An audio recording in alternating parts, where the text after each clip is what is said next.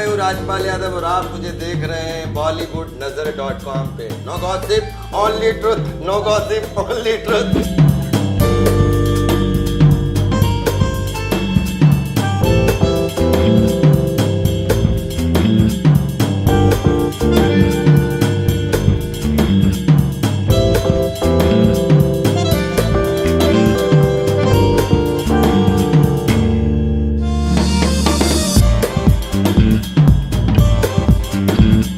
छोटा शहर, लंबा सफर, मजबूत इरादे और आखिरकार जीत हौसलों की।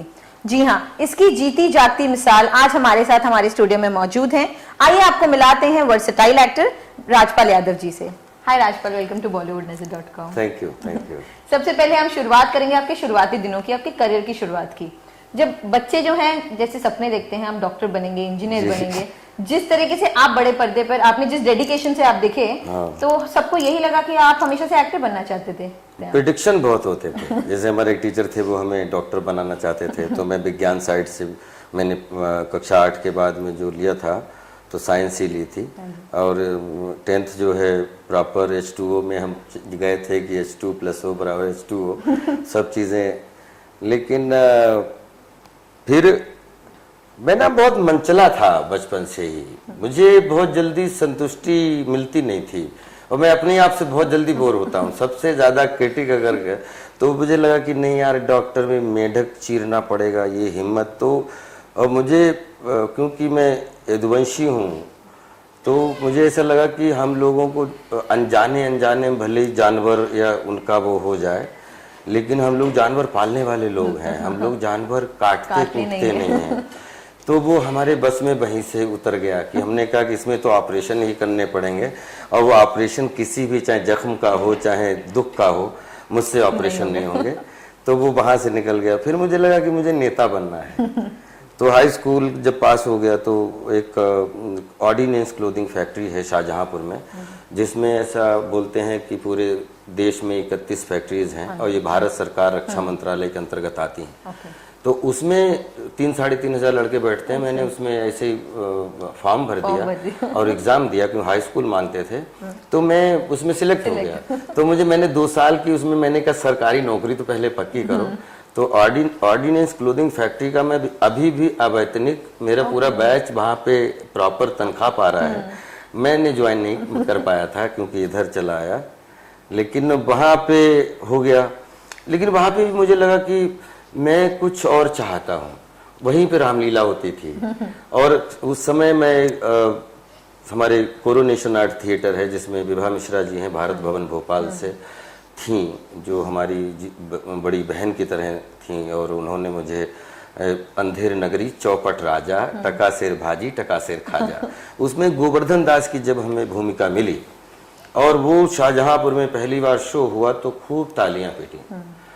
तो मुझे ऐसा लगा कि इसमें किसी का नुकसान नहीं हुआ, और हुआ तो सबका फायदा ही हुआ। और इसमें कम से कम ऐसा लगा कि एक शाम 2 घंटे जिनके चेहरे कभी नहीं देखे, उनको खूब हंसते हुए देखा और नज़र से नज़र मिलाते हुए देखा। तो मुझे लगा कि नज़र से नज़र मिला के जीने का रास्ता मिल गया, और वहीं से मैं अभिनय का हो गया।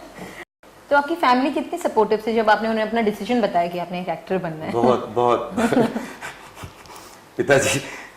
पिताजी को बोला किसी ने कि आपका लड़का नाचता गाता है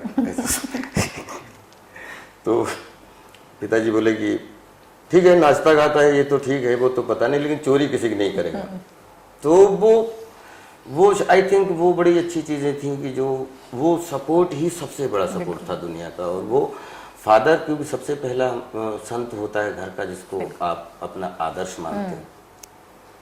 अच्छा, बहुत सारे बड़े बड़े डायरेक्टर्स के साथ भी आपने काम किया है, इतनी बड़ी फिल्मोग्राफी आपकी, हम अभी पढ़ रहे थे। तो लेकिन वो राम गोपाल वर्मा जी थे जिन्होंने सबसे पहले आपको आपका टैलेंट पहचाना। राम गोपाल वर्मा जी बहुत ही डेयरिंग और बहुत ब्रेव डायरेक्टर हैं, जिन्होंने अपने जीवन में इन्वेंशन किए। रंगीला जैसी फिल्म भी बनाई, सत्या जैसी फिल्म भी बनाई, कंपनी जैसी फिल्म भी बनाई। आप सोचे, अच्छा उसमें राम गोपाल वर्मा के शोले, उसको लेके सबने बहुत बहुत बोला, बहुत लिखा, क्रिटिसाइज किया। तो हम लोगों के लिए सीख ये है कि आप अपनी तरफ से अच्छा करने की कोशिश करिए उसके अच्छे बुरे रिजल्ट जो हैं वो नेचर और टाइम और वक्त पे छोड़ दीजिए, लेकिन 100% मैं अपने जीवन में अगर क्रिएटिविटी का किसी को श्रेय दूंगा कि जिन्होंने मुझे कॉमेडियन बनाया, बिल्कुल प्यार तूने क्या किया हाँ में, जिन्होंने मुझे जंगल में नेगेटिव रोल करवाया, जिन्होंने मैं माधुरी दीक्षित मेन प्रोटैगनिस्ट का रोल करवाया, जिन्होंने एक कंपनी में 17 फिल्में की उनके निर्देशन में और उनके प्रोडक्शन में, प्रोडक्शन हाउस में, लेकिन 17 फिल्मों का एक अलग रोल करने का इन्वेंशन था। रामू जी ने कभी ये नहीं बोला कि राजपाल ये रोल आपको जंगल वाला रोल करना है, ये कभी नहीं बोला। जब भी बोला उसके चाहे वो फ्लॉप हुआ हो और चाहे उसके बहुत अच्छे रिजल्ट आए हुए। हालांकि रामू जी ने जितने हमें रोल दिए हैं 90% सभी सुपरहिट रहे, लेकिन कभी भी रामू जी ने पिछले रोल का उदाहरण देकर रोल नहीं समझाया। ये उनकी ग्रेटनेस है, तो गॉड ब्लेस हिम। वो हमेशा वो अभी हम दुआ करते हैं कि फिर वो कोई करिश्मा करें आगे और सब बहुत अच्छे लोगों को फायदा होगा।